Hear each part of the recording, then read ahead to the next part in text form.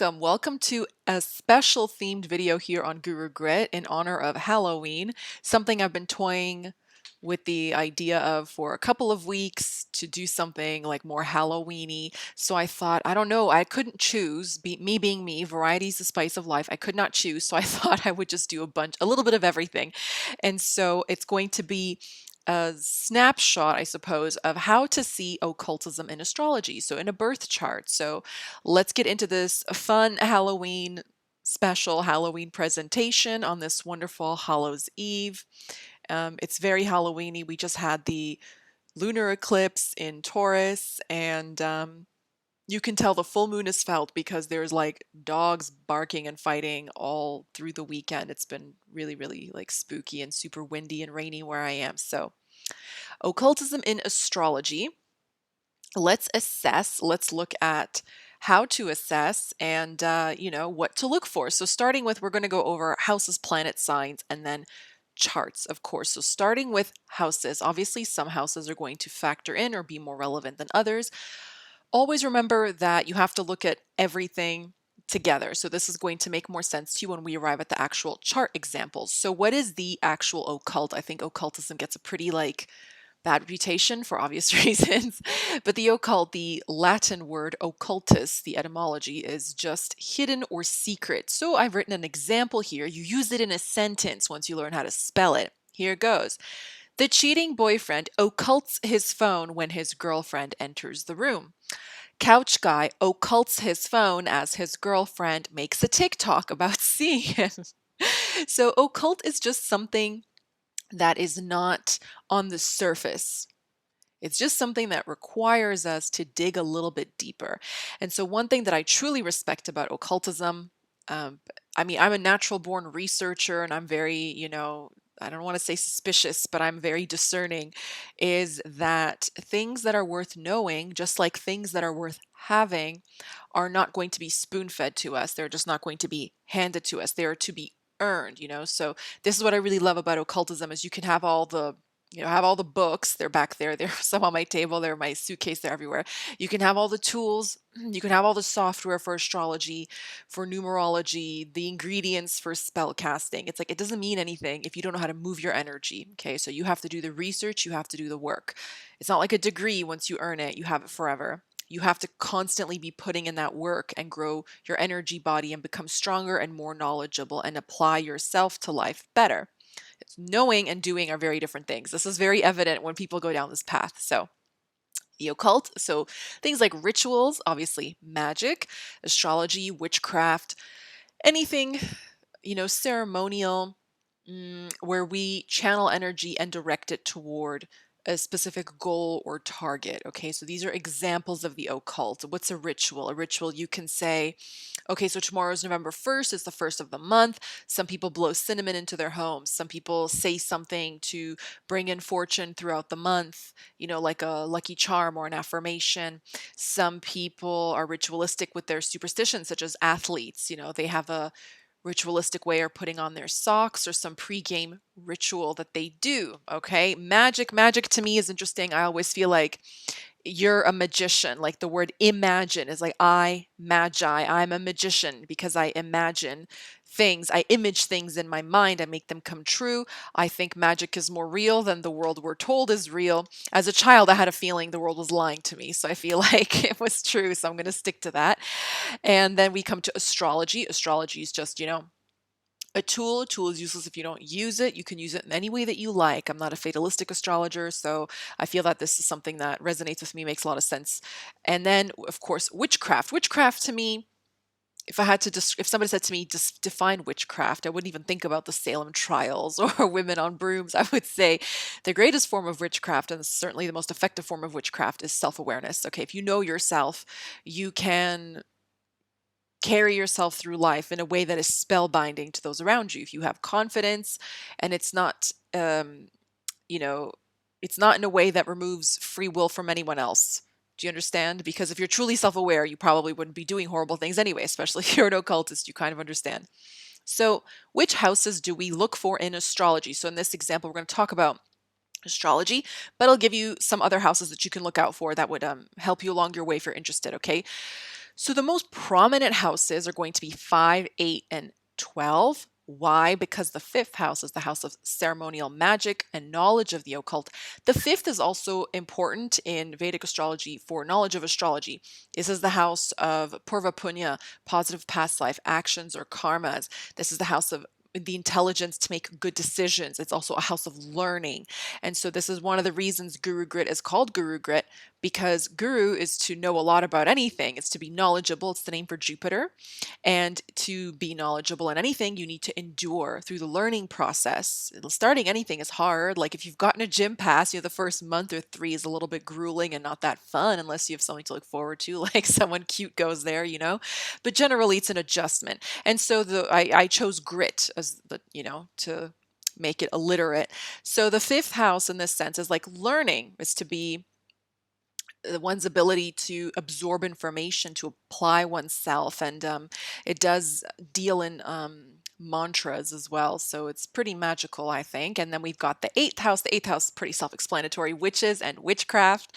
It rules the occult itself. And then I also put the womb, because if you understand things like transformation, like every time you change your energy, you shift your energy. It's like you give birth to a new version of yourself.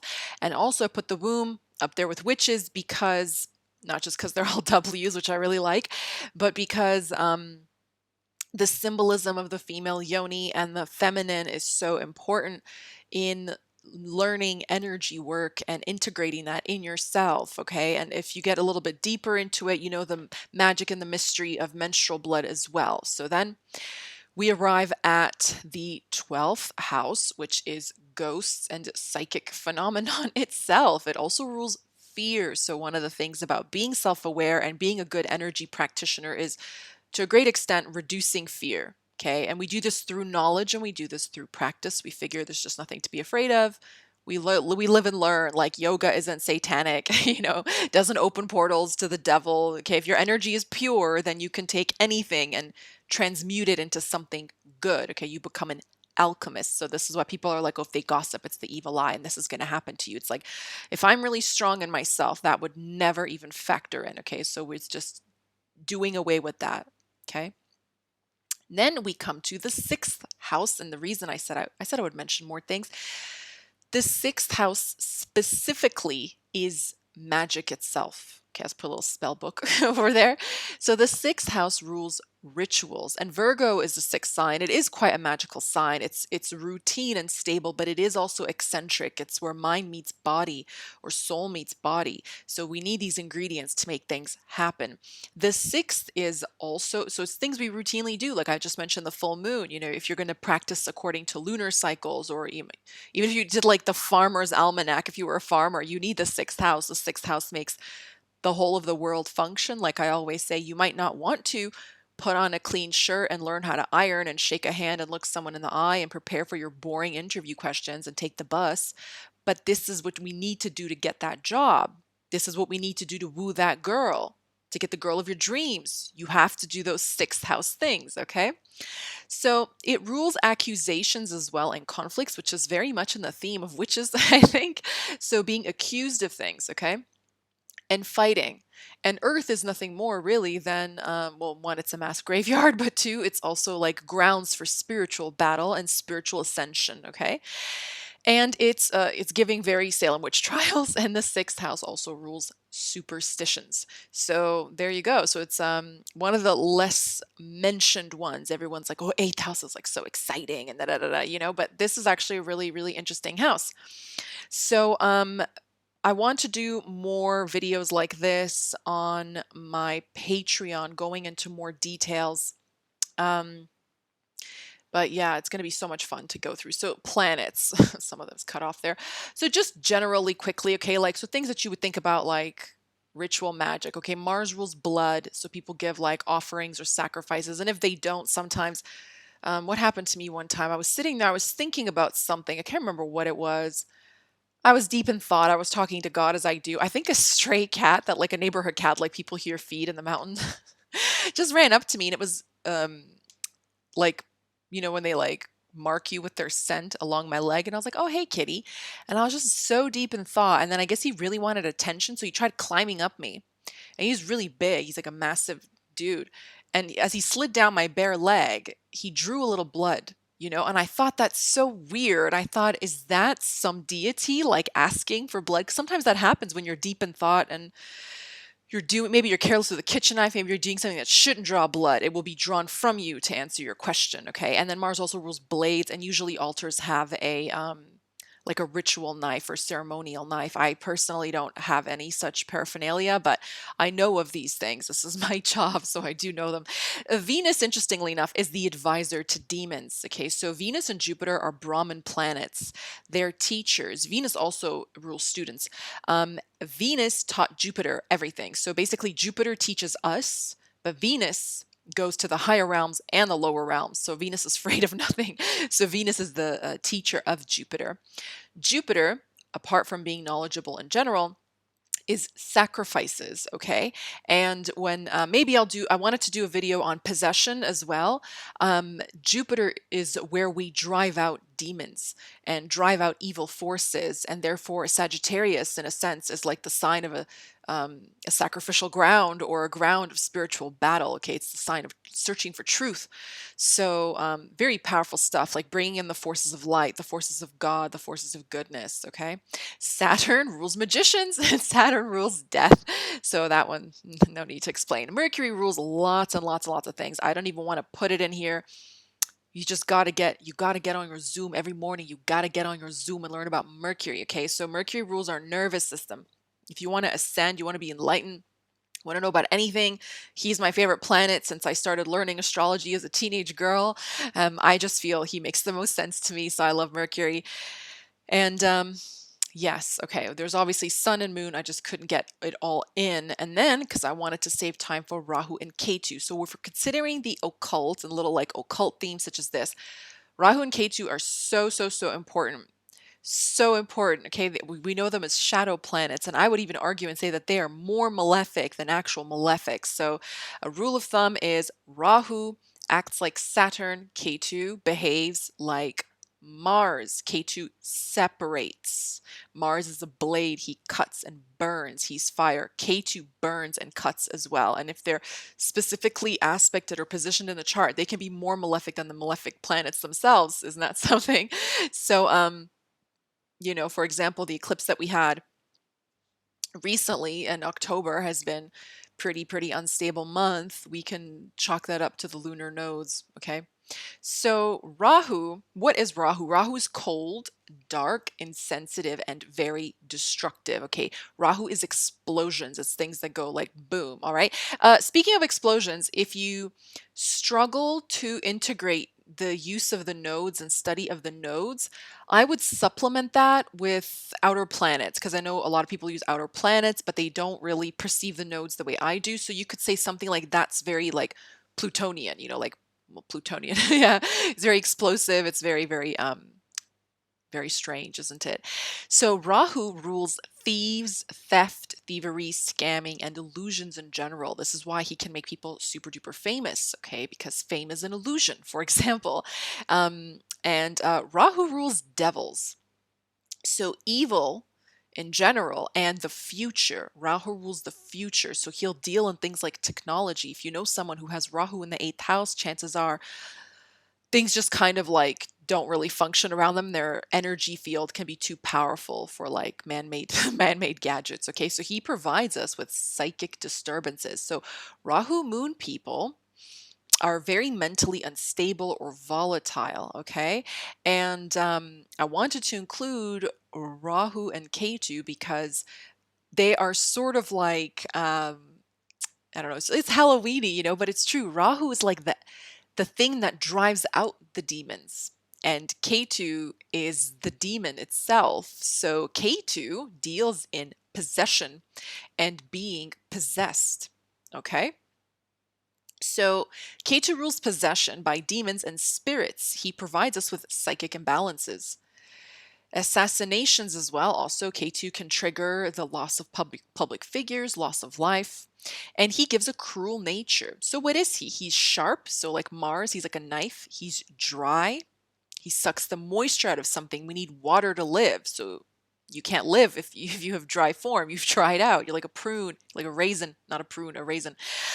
He's isolating and very penetrating, again, like a blade.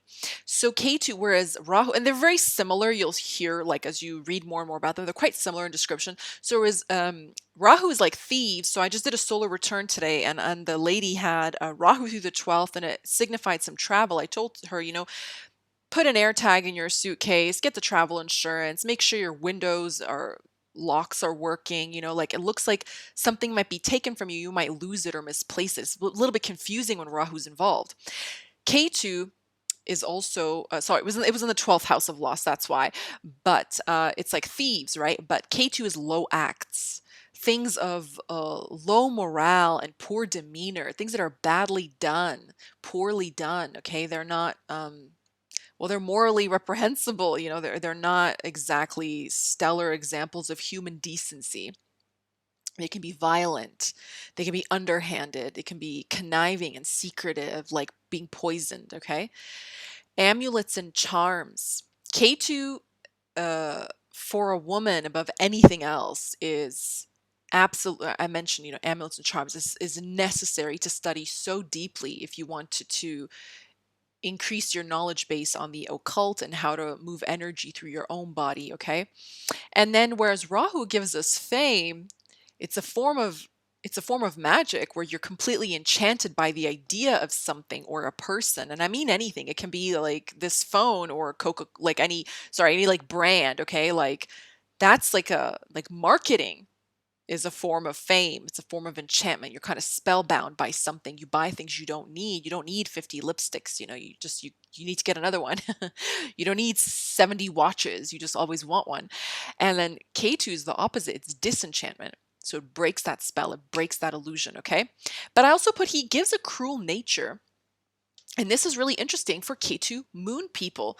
K2 moon people, or K2 on the ascendant, okay, these people are kind of like open vessels for energy. So they're prone to channeling, they're prone to something coming through them. Okay, so and I'd have to make a video on possession. I'll make a video on possession specifically, but you'll see this a lot with actors. You see this a lot with like occultists. So like in Placidus, I have K2 on the first house. They can flow energy easily through their bodies, or they're easily inspired. Like it can be like people who, just kind of know what you're thinking or something like that. So K2 moon, I mentioned psychic imbalances. You'll see this in actors who can really embody the role very well. But what can happen is it can really affect them at the same time. So really good example. When I wrote Cruel Nature, Evan Peters came to mind, and I was like, oh yeah, I think he has I think he has Moon K2 in Libra. I think it was Moon K2 in Libra. And he does. I checked it. He's an Aquarius with a K2 Libra moon. K2 moon Libra. And interestingly, so last year I was like really, really ill with COVID, and my friend said to me like so many times, you have to watch American Horror Story. And I was like, I just don't like things that are hyped up. They like never really impress me, me being me. What's new? And she's like, trust me, just watch the first season. It's my favorite. It like reminds me of college. I love it so much. I was like, okay. And I watched all of them except the circus one, because like circuses creep me out. And I thought it was such an amazing show. It was like so well done and all this. And I thought there's really nothing this person can't play, but actors tend to channel, and he embodies the role so well. And my favorite season was, I think it was like Cult, like the very political one. And he said it was like the hardest one to do and like kind of like messed him up or something like that, right?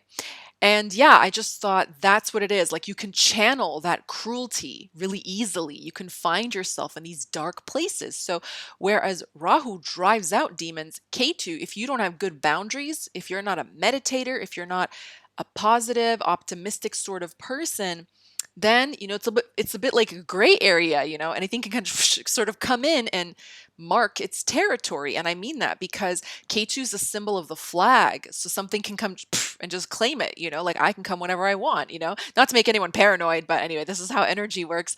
So I'm personally like not fearful, because I don't know. I just think there's bigger fish to fry. So, but yeah, you'll notice that in people who are spiritual or sometimes a little bit rigid, and they don't know why they are the way they are. They're a little bit inflexible. They're a little bit stern, you know? Um, Anyway, I love talking about the nodes. So let's get into the signs. So the most important sign, we can talk about all the signs, but the most important one is going to be obviously Scorpio, the eighth sign of the zodiac. Scorpio is a sign of mystery and depths. Okay, I mean depths. Like, yes, it rules. I thought a cat just meowed. Oh my God. I swear it's not a familiar. It rules holes and openings in the earth or in the body. So it actually rules graves. Okay. The eighth and the 12th house rule graveyards. All right. So our genitals, our kundalini energy, our root chakra, muladhara chakra. So the reason this is so important is in order to perform magic, or what you call magic, manifestation, intention, focus, willpower, all those things are pretty much interchangeable. If you have to have the first step, which is arousal, which is the will to do it, the energy, the inspiration, okay? That's the seed that you plant. So I don't just mean like sexual arousal in like a pornographic way, but arousal is arousal. It catches your interest, like I was aroused to make chocolate croissants tonight, so I did. I baked. Okay, so without which nothing, no magic can be done, as we need the main ingredient, which is arousal. So Scorpio rules chaos, dark retreats, and all things hidden. Hide here. So Scorpio, I mean, as the sign is super fascinating. I mean, its original symbol was the phoenix, fell from grace. It's a Scorpio now. And I mean, Scorpio is a sign of poisons and remedies. It rules chemicals. So that's why Moon and Scorpio people are really prone to unstable mood or depression or extreme life experiences, because your brain chemistry, Moon is the mind, Scorpio is chemicals. Your brain chemistry really struggles to maintain equilibrium. Scorpio also is one of the creatures that can willfully commit suicide. It can sting itself and take its own life, which is so fascinating because it's a sign of transformation and the results of death and the aftermath of death. So, such a small little thing can decide its own fate. It's a sign of willpower, okay? So, Scorpio deals in dark retreats, destruction, and one who devours their victims. Okay, so they really know how to fight and fight back, and it's a sign of extreme. So it's kind of like total. So if you consider something like spiritual battles, I mean, a Scorpio person would make a really mean exorcist. They would not take no for an answer. They would never back down. It's basically the sign that fights to the death, actually. Okay. So, the hidden aspects of life, psychic ability, and all mysteries is found in the sign Scorpio. Okay. Well, then let's see. Manly P. Hall. Manly P. Hall. You should go listen to his like lectures. He's like, he was just such a like a human encyclopedia for all things knowledge and occult. But he had a North Node in Scorpio. North Node is the dragon's head that devours, and it's never full. So he could and people, North Node and Scorpio. These people can research forever. Moon in Scorpio. Let's say like Aries risings have Scorpio in the eighth house. They're always going to want to know, right? So very, very cool. Okay, let's see what else I've got here. So it's a sign that gives us witches. It's the sign that gives us all occult knowledge. So first up, we have Helena Blavatsky. Helena Blavatsky, famed, I think, Thelema. If you know the occult, you know Helena Blavatsky. She's very, very famous, or was rather. And so this lady was no joke. I mean, she at her for her time, she pioneered a lot of things, brought a lot of things to the surface that she discussed with her society and all that. So let's see what we can spot in her chart just at a glance. Okay, so I just finished off with Scorpio and the eighth sign. So we like to check the eighth house. And there you have it. Jupiter in the eighth house for a Cancer rising. And Jupiter is knowledge. Jupiter is research, so there you go. Very, very straightforward. You have Jupiter in the eighth house. That's great. Saturn in the eighth house. That's amazing for the occult also. Moon in the eighth house is good. My friend has Moon in the eighth house, and every once in a while she'll go, I'm just I'm just on my witchy stuff again. I find that so funny. But anyway, she's a Cancer rising, and so we check a Moon. Just as an aside, Moon and Venus are in really good dignity, conjunct and in the fourth house and in the sign of Libra. So this is phenomenal, and I do find it funny that um, all the malefics are kind of to one side with Sun, Rahu, Ketu, and Saturn, and then Mercury, Venus, and Moon popped out the other end. So none of them are hemmed, luckily. But Moon and Venus give us like harmonics, okay? So that's kind of interesting. So I kind of wonder what her voice sounded like, or if she had like some kind of oratory power with like affirmations and her lectures or something. But anyways, Moon with Venus, like it's quite nice for this occultist in this case because Venus deals with knowledge of the lower realms. And so anyway, back to Jupiter. She is Jupiter with the south node known as Guru Chandal. And there's a massive spider. Oh my lord, that is huge. Okay, there was one earlier I kind of chased out. I don't kill them. But I think he came in yesterday when I went to go grab a cushion off a chair from the balcony, and he crawled up my arm and I freaked 'cause I just took me by surprise. He's massive, like one of those daddy long legs are like 7 inches. Okay, I'm exaggerating, but it's like 5.5 inches. He's huge. And I kind of like flicked it off my arm and I couldn't find him outside. And I thought, oh, he can't be inside. That would be too weird. But yes, he is. He is here. It happens. Okay, well, that's a sign. Spiders deal with, don't they? Or is it like sign of the feminine? Anyway, so Jupiter with the south node or the north node, will give you unorthodox knowledge, out of the box thinking. Okay, so that's very on brand for her. Then we have super occultist Jimmy Page, which I have to find. I have to say, I find kind of funny. People don't realize the band, obviously Led Zeppelin, super super famous. There was this interview with Joey Diaz, the comedian, on Joe Rogan, and he. So I'm just keep looking up. He said that he's like, "Did you ever like see like how much like I don't know like whatever power or something like that like how the crowds were over Led Zeppelin back in the day? There was something about them. They were magical, And I remember thinking, you have no idea like what you're even saying. Of course they were magical. They were super de-duper occultists. So Jimmy Page he's the guitarist from Led Zeppelin. He was known for owning Boleskine House in Scotland near the bank of Loch Ness. And it's a house that was previously owned by super de-duper occultist Alistar Crowley. And apparently, one of the things that caused his ultimate demise was that the basement of the house had like a portal that he was trying to open and then shut, like this portal for entities to come through. Ultimately, it drained him and he left the place and left his work and ended up passing away. And Jimmy Page procured the house and owned it, and God knows what they did up there.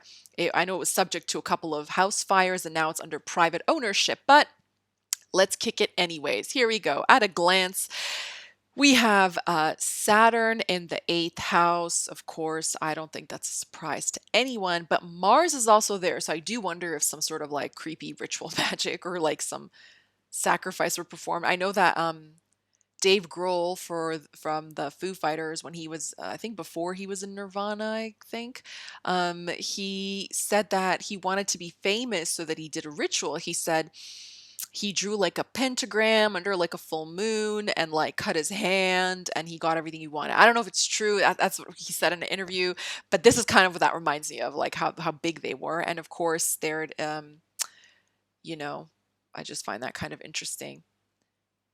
Anyways, 8th house. So look out for the 8th house, okay? And he's also north node, pardon me, with Jupiter, which is going to give you unorthodox beliefs in some cases. Now, I actually have Aleister Crowley's chart. I don't know why I didn't put it in here. Gabriele Amort. So Amort is a famed Catholic Italian priest who's said to have performed over 150 or 60,000 exorcisms in his life. Okay. He's written like over half a dozen books on his work, and he was the founder of the International Association for Exorcists, I think. Is that right? Yeah, he did. So, remember what I said, what drives out demons? And look, he has Moon Rahu conjunction. Isn't that something? Isn't that so? Eighth Lord in the eighth, Saturn is in Scorpio. I mean, he would need that second house to use his voice to command demons, that's for sure. But I do find that very interesting. Moon Rahu. Okay, Moon Rahu. I'm so freaked out. Moon Rahu.